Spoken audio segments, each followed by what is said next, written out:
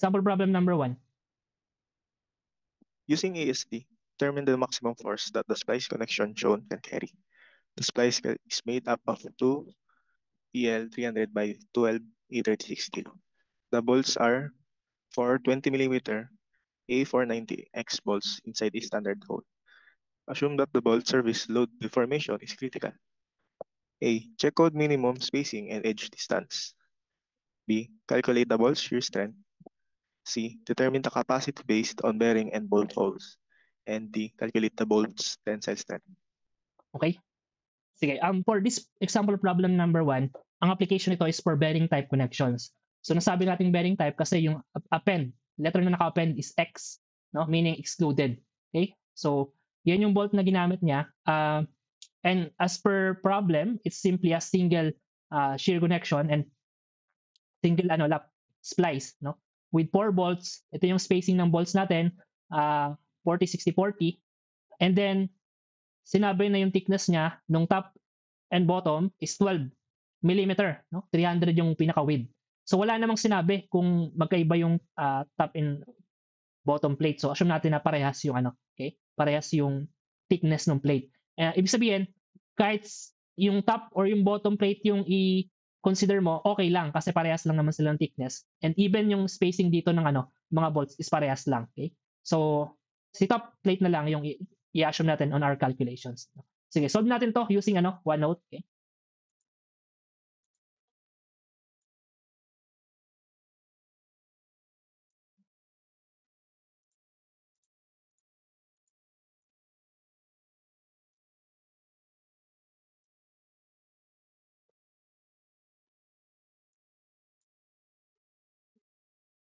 Okay, sige. Since we're dealing with bolted connections, obviously lahat ng mode of failure for bolted connections lang i-check natin. Okay? Just to take note, kung overall design to, dapat i-check mo din yung mode of failure na related sa plate or sa member, like yung yielding, no? Rupture, black shear. Okay? So dapat may check mo din yon, no? And make sure na na-account mo yon. Okay? Well, connection kasi tayo, so let's skip those mode of failure and mag-focus tayo dito sa connection to to minimize our discussion. Okay? So item A, okay? Check code minimum spacing and edge distance. Okay?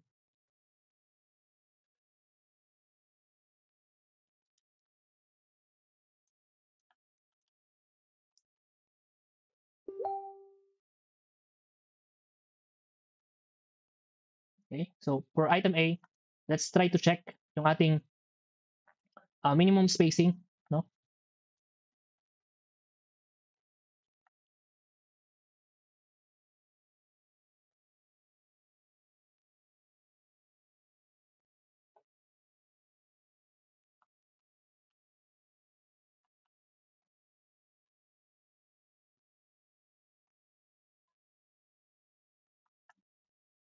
And edge distance. So basically, we need to refer dun sa sa mga tables. No? Okay? So pakita natin yung figure natin. Okay? So as per the problem, ito yung pinaka-figure natin, no? So, di tayo magre-refer.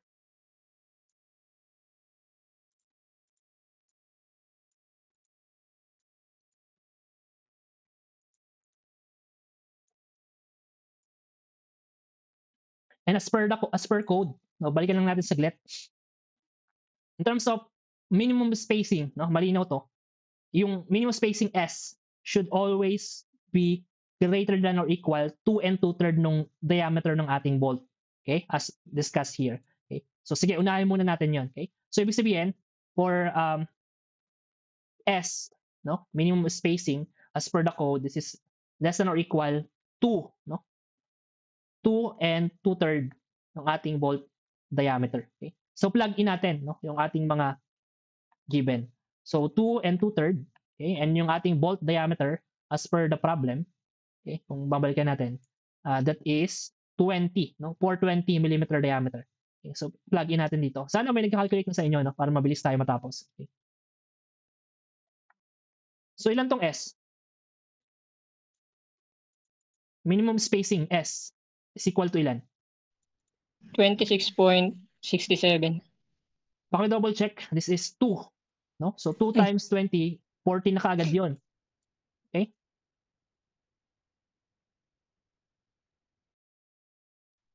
$53.33. Sige, 53.33.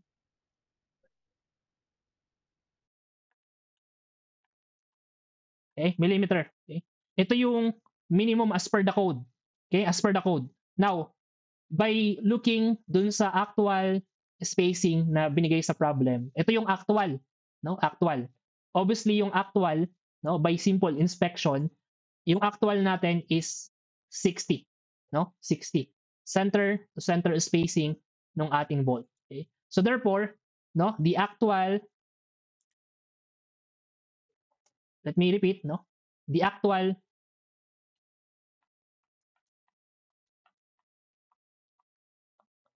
center to center spacing as per problem is equal to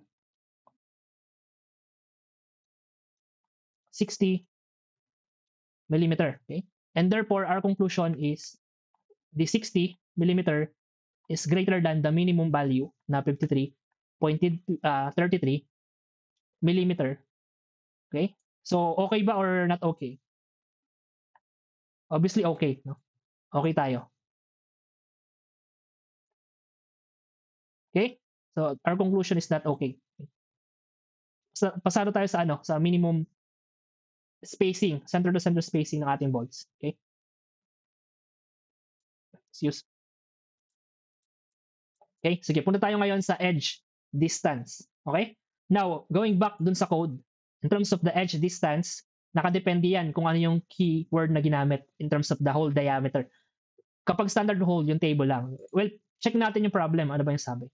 Ito yun, okay? Standard hole lang daw. Okay? So meaning, straightforward, magre-refer lang tayo dun sa table 510.3.4, which is ito, yung counterpart. Okay? Sige, so kunin natin dito. Okay? So, from this table, okay, copy natin yan. Okay, reflect natin dito.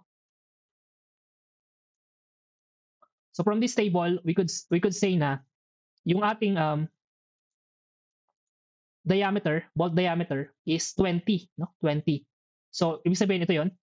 Okay? Ito 'yon. So yung corresponding minimum edge distance as per this table is ito, itong column na to. Third column tayo, guys, no? 26. Okay? So ibig sabihin, okay? Let's formulate our solution. Okay? So referring to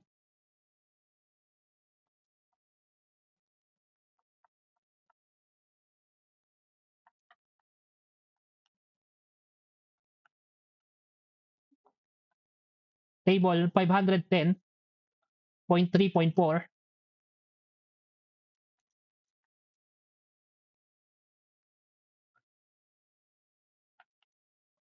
okay? If our bolt diameter, no, our bolt diameter is equal to 20 millimeter, yung ating supposedly minimum, no, edge distance as per the table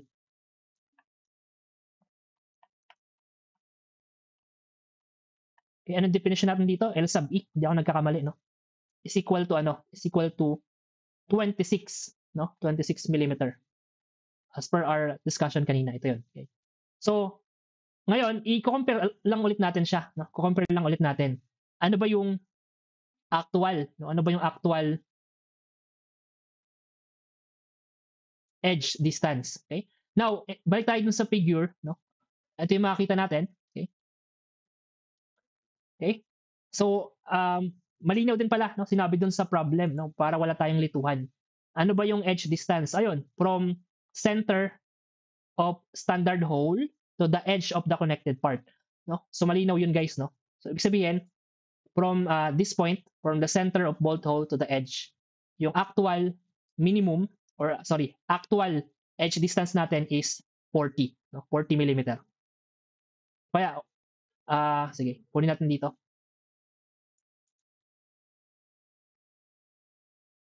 Okay? 40 millimeter.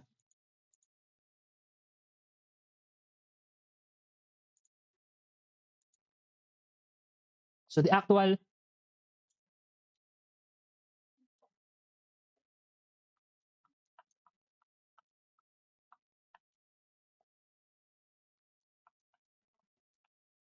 edge distance, therefore,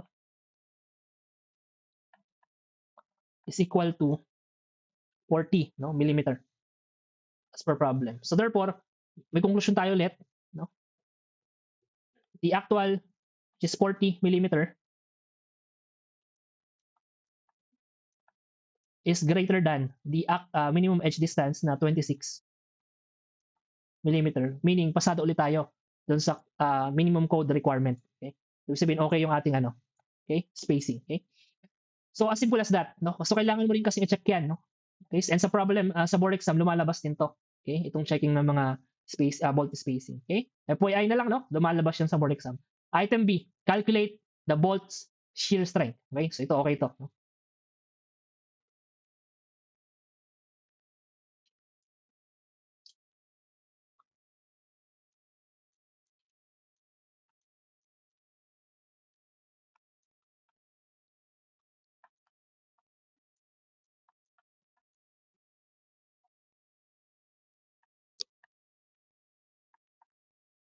Okay?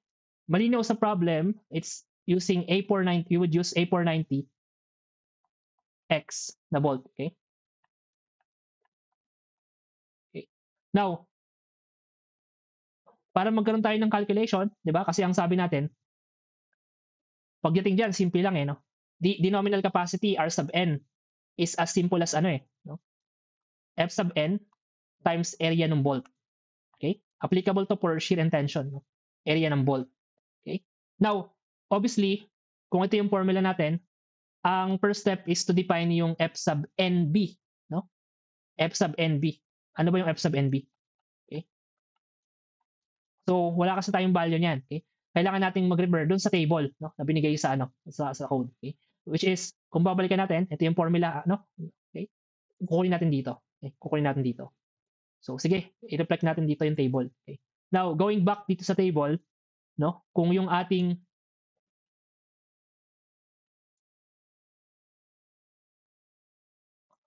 bolt na ginamit is A490X or excluded, yung counterpart nun ito, okay? Itong row na to. Okay? And since we're dealing with this column, the F sub NB, therefore, yung value na gagamitin natin, no, as per this table is itong 579. Okay? 579. Okay? So, let me emphasize lang, A490 excluded. Okay? Tapos, ito yung nominal shear stress, no, F sub NB. Okay? So, therefore, as per, no, referring to table 510.3.2, okay,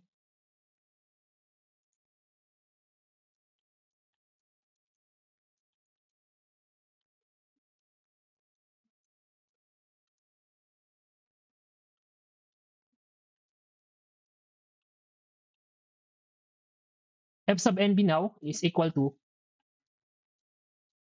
579 MPa. Okay? Now, going back dun sa formula, so ibig sabihin, ito yung formula natin, no? So F sub NB, or let me correct that, no? R sub N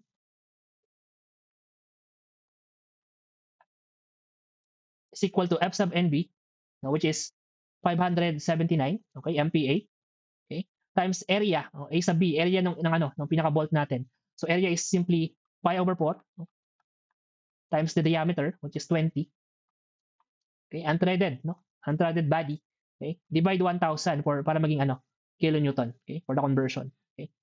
So, by the way, no, by looking dun sa problem natin, okay, it's obvious na yung ating connection is a single shear, no? Kasi meron lang tayong ano, one slip plane or shear plane, okay? So, I think it's vital na ano, no? It's important na i-take note natin dito na this is ano, single shear, no?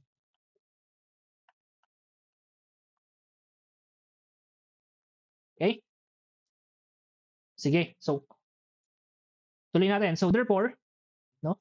Ilan yung value nito? Paki-simplify nga itong R sub n natin. So, R sub n is equal to 181.89821. 89821. 821. Okay, sige. Kilonewton. Okay? Now, obviously, hindi pa ito yung final answer. As per problem, gamit daw tayo ng ASD. No, ASD tayo. Okay? So ASD meaning we need to use R sub A. Okay?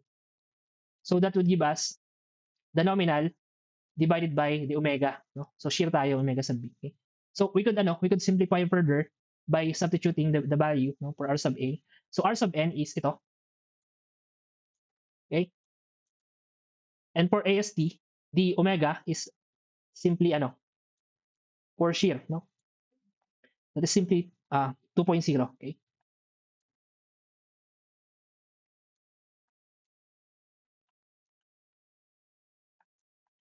So meron tayong R sub A. Okay? So ilan to? 90.94911 kilonewton. 90.9 4911. 911. Okay? Kilonewton. Okay. Now, gusto ko lang i-emphasize, okay, na itong shear strength na to, in particular, is just a single bolt. Okay? This is the shear strength of a single bolt. Okay?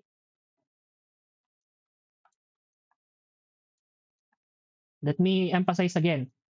Itong capacity na to is a shear strength of a single bolt. Meaning, no, if we really want to calculate the overall shear strength of our connection, we need to multiply this by the total number of bolts. Okay? And by looking dun sa figure, okay, we have 1, 2, 3, and 4 bolts. Okay? So meron tayong multiplier na 4 for the total number of bolts. Okay? Again, 90 kilonewton lang, point something, no, yung ating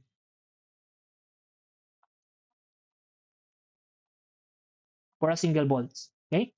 So multiplying by 4 to calculate the overall shear strength of the bolt connection, this would give you a total value of, pakibigay sa akin to into decimal places.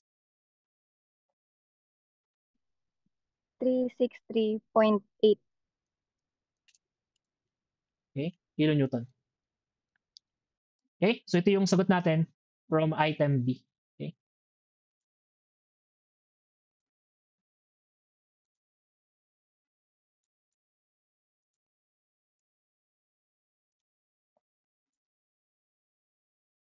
Okay? Sige. Proceed tayo on item C. So for item C naman, ang hinahanap is determine the capacity based on bearing on bolt holes. Okay? Now, kailangan natin ng clue. No? Kailangan natin ng clue. Sinabi dito, assume that the bolt service load deformation is critical. No, malinaw yon. And in terms of bearing strength on bolt holes, ang counterpart niya is ito, yung A. Deformation at the bolt hole at service load is a design consideration. Basically, yun yung counterpart niya. No? Nung service load deformation is critical. Okay? So meaning, gagamitin natin to, itong formula na to. Okay? So lista natin to. Okay? For our calculations. Okay? So therefore, for item C, okay,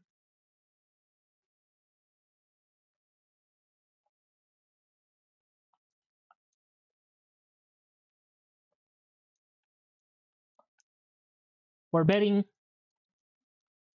on bolt holes,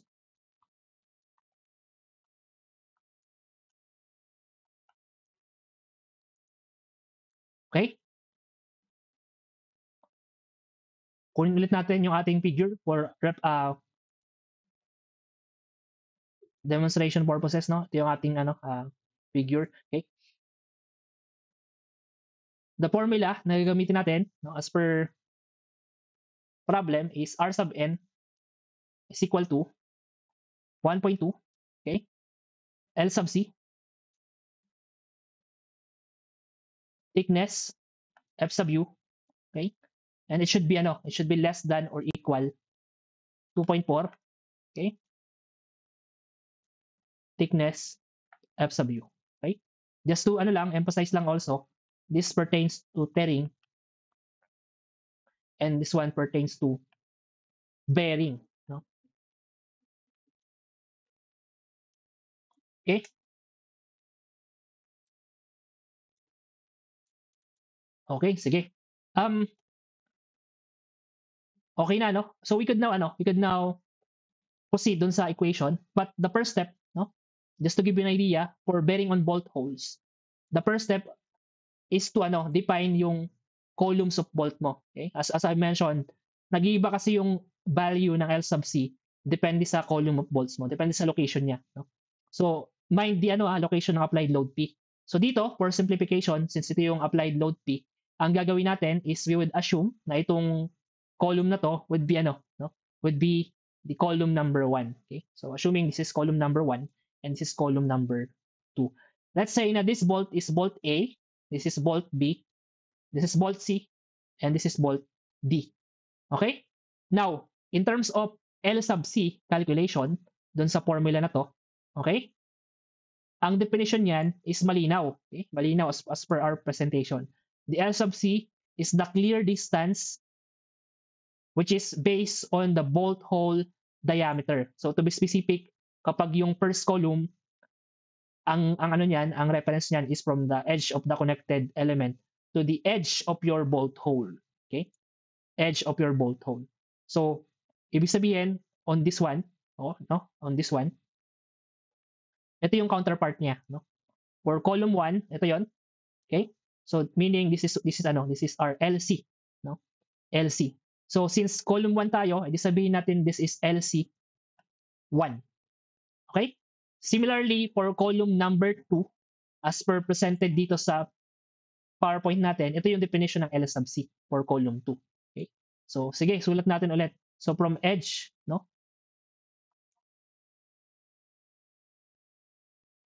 To edge. Okay? So, yung distance daw na to,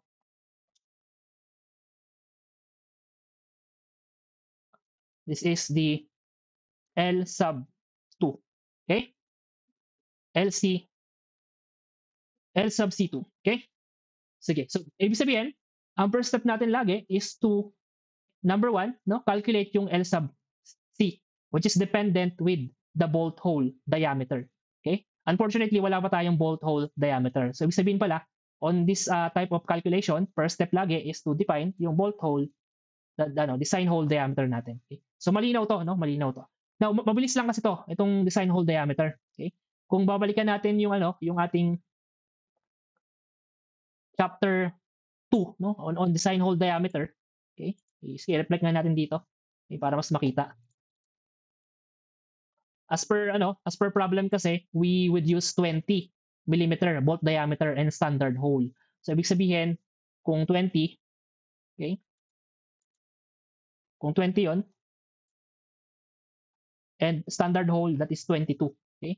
So ibig sabihin, yung ating design hole diameter is as simple as 20, okay? The diameter of bolt 20 plus yung tolerance dun sa table, 22 yon, so meaning 2 millimeter, plus yung for the damage, no, plus 2. Okay? So ibig sabihin, that would give you a value of the diameter of design hole diameter is equal to 24 millimeter.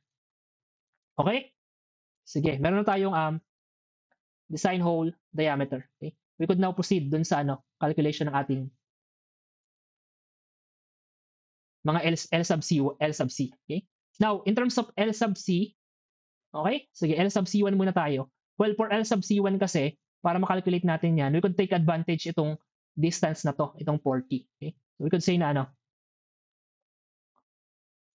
lipat natin to dito, okay, para maayos. Okay.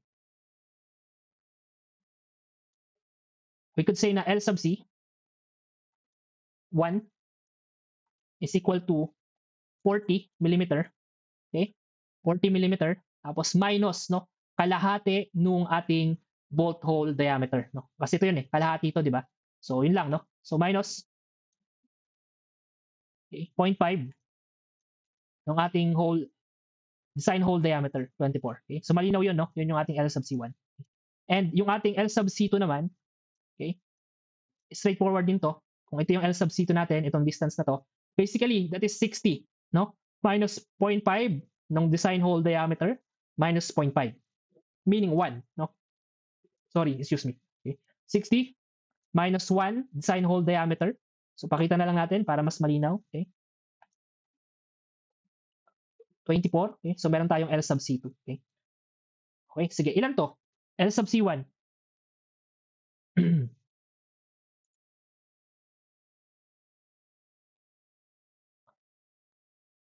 Okay, ilan to? 28. 28 po. Sige. L sub C2. 36. 36. Okay, meron tayong mga distances. We could now proceed dun sa calculations ng ating R sub n. Okay? So ang strategy is hima-himayin mo, no? Per column, per column bolt. So for this calculation, let's proceed muna kay ano.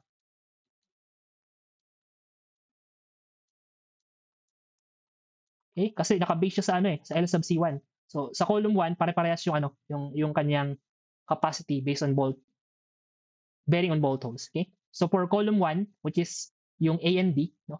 Applying this equation, okay? Gamitin natin 'yan. Okay?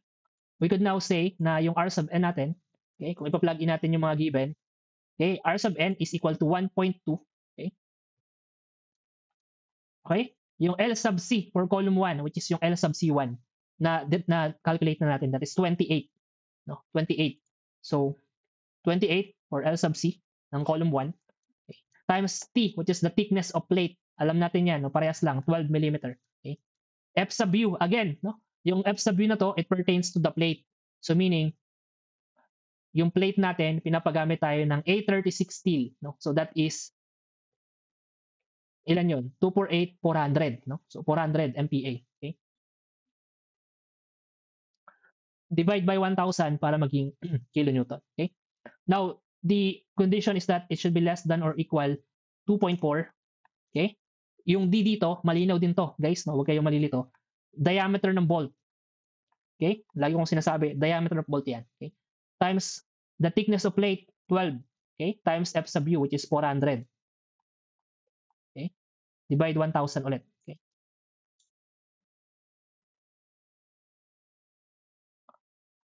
Okay? Sige. Paki-simplify ito, itong first term. Ilan to?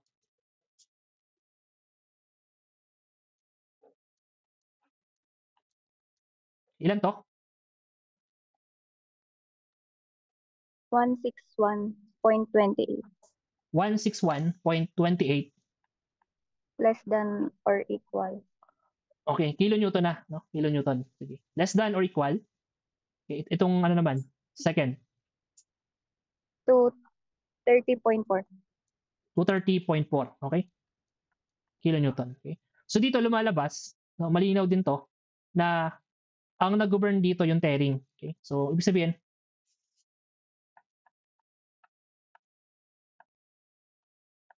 kasi mas mababa no, yung value ng tearing. So okay, so malinaw 'yun, no? Okay? So dalawang mode of failure, tearing and bearing for bearing and bolt holes.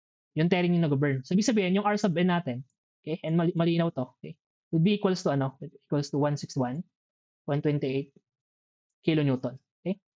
Well, unfortunately, for column 1 pa lang yan ng bolts. Okay? May column 2 pa. Okay? May column 2 pa. So calculate natin yung sa column 2. Now, for the sake of demonstration, copy na natin to kasi halos parehas lang naman yung format. Okay?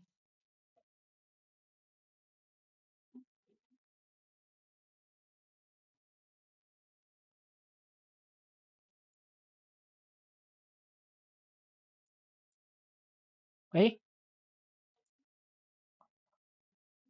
On this scenario, papalitan lang natin yung L sub C. Okay? Kasi L sub C lang yung nagbago. For L sub C ng column 2 of bolts, the value is 36 mm. Okay? So plug in natin dito. Mapapansin mo, halos lahat parehas pa din. Okay? So this one is 36. Okay? So itong right hand side ng equation as is, ang magbabago lang ito. Okay? So pakibigay ito. So ilan to?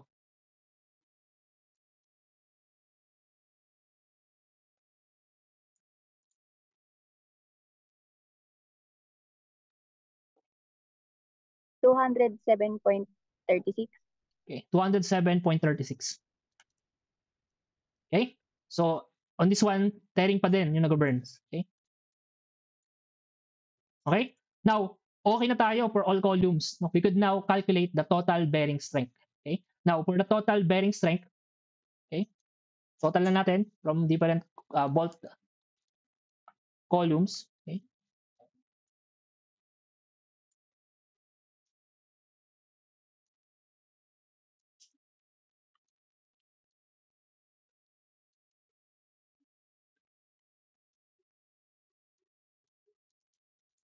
Cumulative lang to. Basically, addition lang to ng column 1, no? Plus column 2. Okay? As simple as that.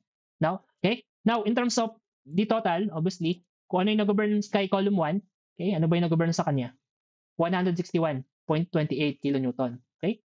Okay? So, i-reflect lang natin yun. Okay? Now, check natin, ilang volts ba ang included kay column 1? Obviously, we have 2 volts, A and B. Okay? So, meaning, again, we need to have a multiplier here kasi dalawa yung volts na yon. So, ibig sabihin, times 2. Okay? For column 1. Similarly, for column 2, yung nag-burn is ito.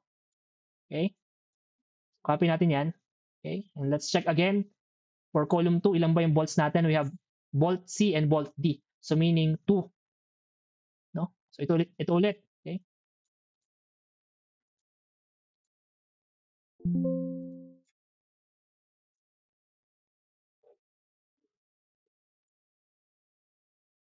Okay? So all in all, the nominal capacity for bearing at bolt holes is equal to ilan?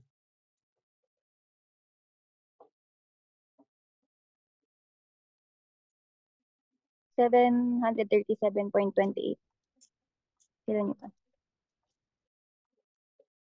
Okay, sige. And again, R sub A is equal to R sub N.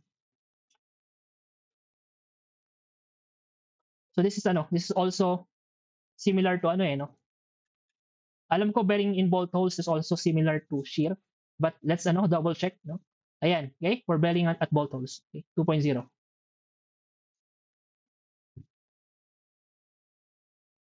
Okay? So we would have R sub A. Tama ba? LRF di ba to? Yeah, I think LRF dito. AS dito pala, sorry. No? Ayan, AS dito no? So ilan to? Ilan to? 368.64 kilonewton. Okay, sige. Okay na tayo sa for this item, no? Mayroon na tayong sagot. Okay? So bago tayo mag-formulate ng conclusion, tapusin muna natin lahat ng item, okay? Yung last item, okay? Calculate the bolt tensile strength. Okay? So ano yung bolt tensile strength natin?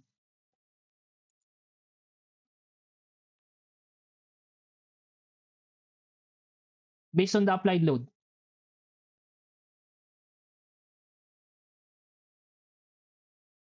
Just to be clear lang, no? Itong bolts natin, meron talaga yung tensile strength. Okay? Pero by looking doon sa applied load, ang question, meron ba mag-resist na tensile load? Mayroon ba naka-apply na tensile load sa bolt natin?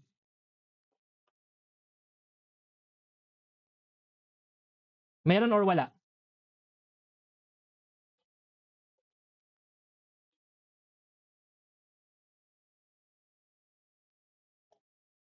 Obviously wala, no? Kasi ang tensile load is ang application ng tensile load is perpendicular with the area, no? So supposedly andito yung load P mo. Okay? And ito yung area mo, no? So perpendicular yung area to the applied load. For this type of connection, no? Supposedly wala siya. Gusto ko lang i-emphasize kasi may mga student na nalilito no? On the previous examination, ganito yung connection tapos meron silang tensile strength na ibibigay, no? So hindi ko alam paano sila nag-arrive on that, no? But I think for the sake of demonstration, no, kung itatanong to, no, not in reference with the applied load, no, considering yung bolt mismo na to, well, yung isang tensile strength ng bolt natin, okay, kung babalikan natin yung formula, ito pa din yung formula, ang gagawin mo lang is, gagamitin mo lang yung appropriate na F sub n, which is itong F sub nt na, 780, no, 780. Okay. So, halimbawa, isang bolt, 780, okay, times yung area ng isang bolt, or ipa-plug in mo dito, okay? So that would give you pi over 4, okay? times 20 squared, no? Divide 1,000. Okay? So ito yung tensile strength ng isang bolt. Okay? 245 kilonewton. Okay? Ng isang bolt. But obviously, okay? I-emphasize na lang natin dito. Okay? For item D,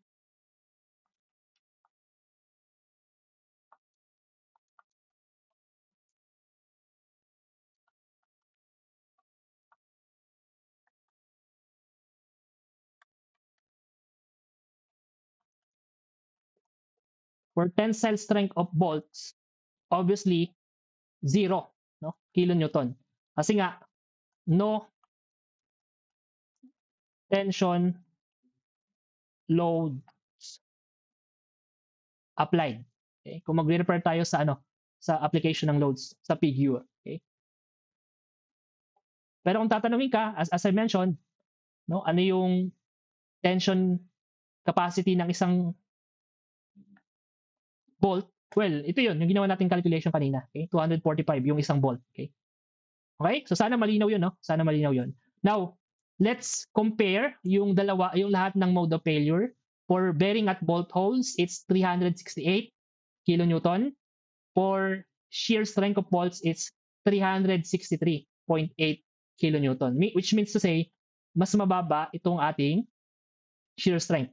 And therefore, ito yung ating tinatawag na governing mode of failure. Okay? Ito yung ating governing mode of failure.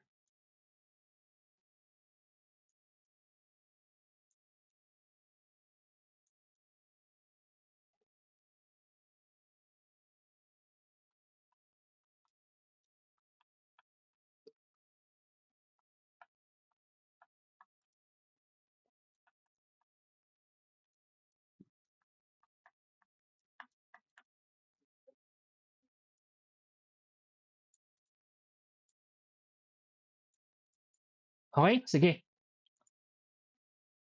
Any questions or clarifications on problem number 1 before we proceed to the next item?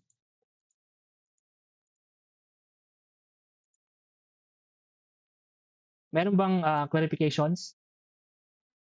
For item number 1, meron bang malabo?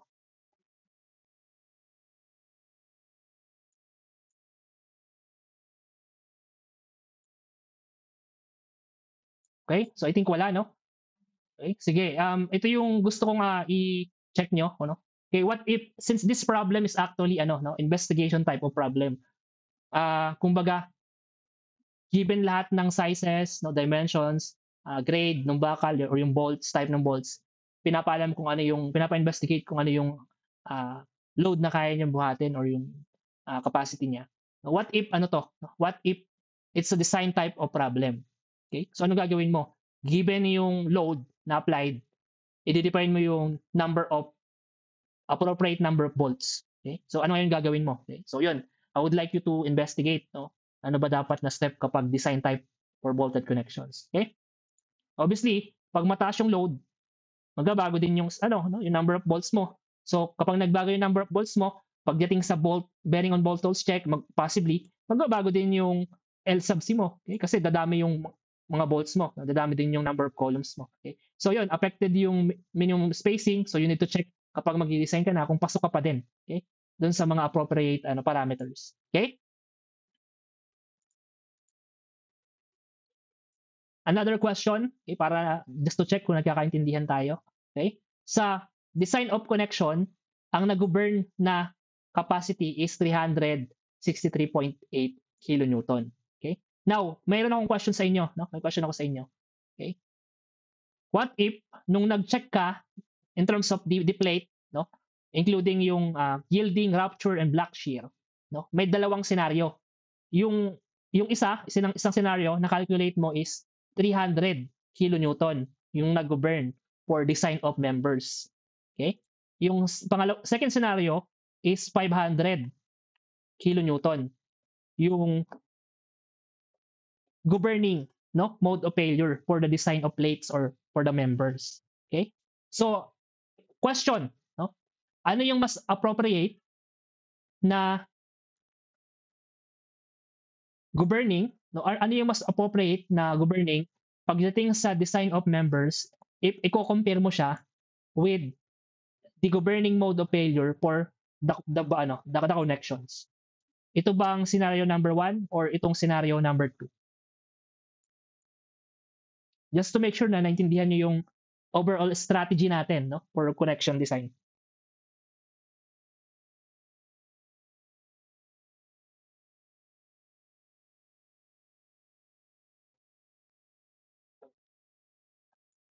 Anyone in the group? Meron kang dalawang scenario. Yung scenario number 1 mo, yung sa member design mo, ang nag-govern na mode of failure is 300 kN, no? Included na dyan yung yielding, block shear, and rupture. Yung sa second scenario, 500 kN daw, allegedly, no? Yung ano mo, governing mode of failure mo. Okay? Now, in comparison with the connection, ano yung mas appropriate? Yung scenario number 1 or yung scenario number 2? At bakit? Okay?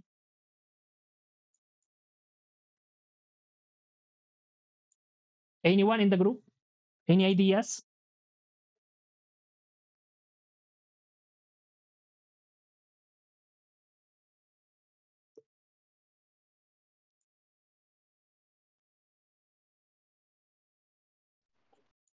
Number 1 po.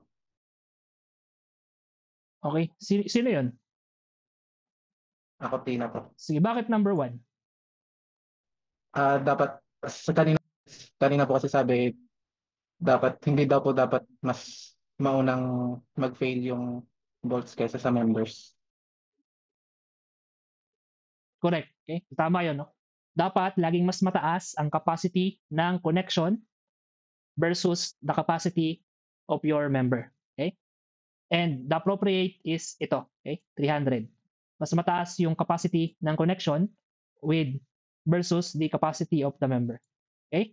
To avoid yung tinatawag nating brittle failure or yung mauna yung failure ng connection mo. Okay? So ayan, no? Yan yung mga strategy na hindi nyo makakuha sa books. No? Maintindihan mo na lang yan kapag may nag-share sa'yo or nasa practice ka na. Okay? Kaya in reality, pag mag-design ka na ng structure mo, ano yan, no? Tinitimpla mo yung tamang proportion ng mga mode of failure. Hindi lang basta yung halimbawa, sa isang connection, sa isang joint, may iba't ibang columns, may iba't ibang beams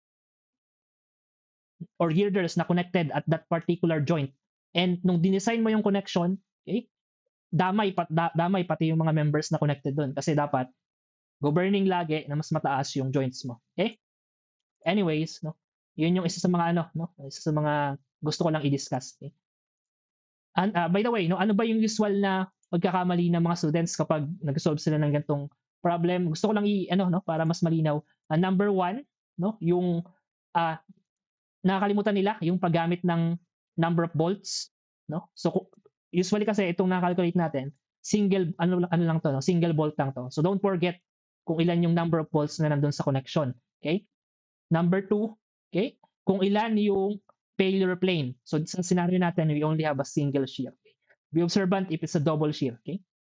And number 3, yung calculation ng L sub C. Okay? Yun yung usually na-observe ko na doon sila nagkakamali. So let me emphasize lang, no? Itong L sub C, this is an distance, no?